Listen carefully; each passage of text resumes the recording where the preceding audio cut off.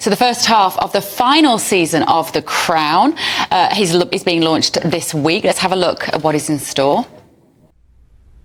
Don't really understand how I ended up here.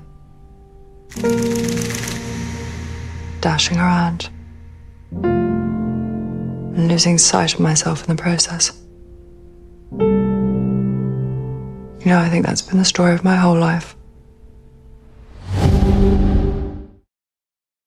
That makes me haunting, isn't it? Goosebumps with how realistic the voice and the body language is. Well, joining us in the studios our Royal Correspondent Cameron Walker and the former Royal Correspondent son Charles Ray. Charles, I want to talk to you first.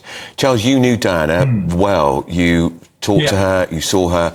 The likeness of Elizabeth Debicki, the actress playing her, is uncanny. It is uncanny, and she's the best one of the lot that have played Diana so far. So there's no question about the fact that she's very, very alike and has managed to get them out of it. And Charles, you covered it when the princess was killed in that crash, the love story, or whether it wasn't a love story.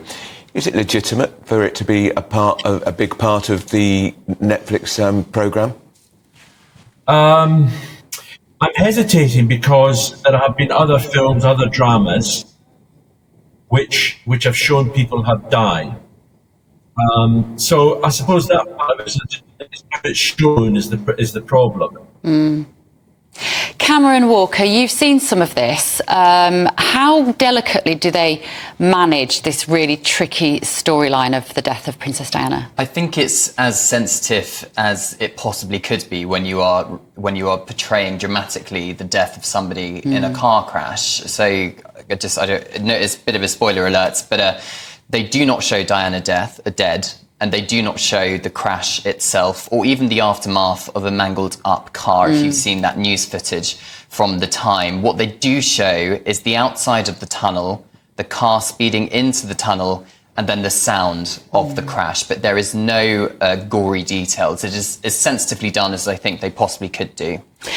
Charles, I was going to ask you, there's going to be the usual fuss, and one of the reasons I stopped watching The Crown, Charles, I just got fed up with the fact that so many things didn't happen the way it's portrayed. But, of course, I have to pinch myself and remind myself, it's a drama. It's not meant to be an historical account.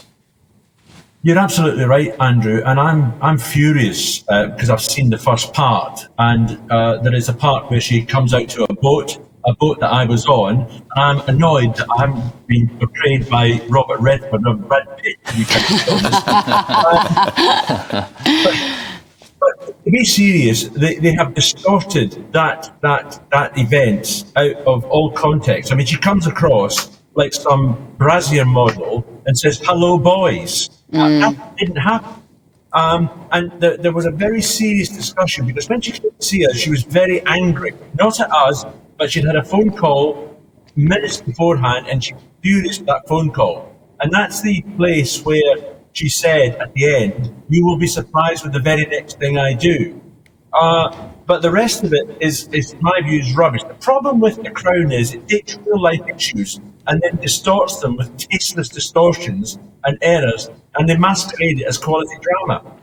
Cameron, you would think that this particular issue, these last few stages of Diana's life, could be one of the most factually accurate parts of The Crown, because of course this involved the death of two people. It involved a driver behind the wheel who had drunk too much, Henri Paul, and so this should have more veracity maybe than other episodes that might be, you know, dealing with stuff that is just speculation. This has been pretty well documented. Yeah, and I think it's certainly going to be the most uncomfortable series so far for the royal family. But we do have to remember that, OK, The Crown is an amazing drama, but it is very much fiction based on fact. Yeah. And we do not know what was said behind closed doors. We know from the inquest into the deaths of Princess Diana and Dodi Al-Fayed that the reason for the crash was the fact that the car was driving erratically, they were being chased by paparazzi, the driver was drunk, they weren't wearing seatbelts.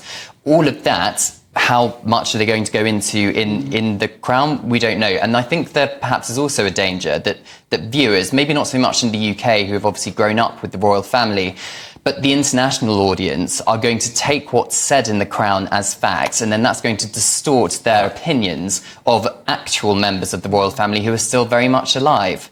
Charles, that's a very important point, isn't it, that Cameron Walker's making. A lot of people, particularly the American audience for The Crown, will think that's what really happened.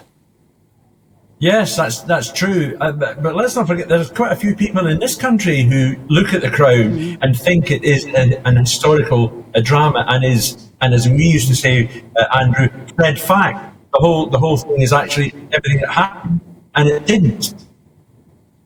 Cameron, let me ask you, because Andrew and I were laughing in the production meeting this morning about the fact that you weren't even born, Cameron, or maybe you were just not long born when Princess Diana sadly lost her life. But when that was the front page story of every paper in the world, actually, at that particular point.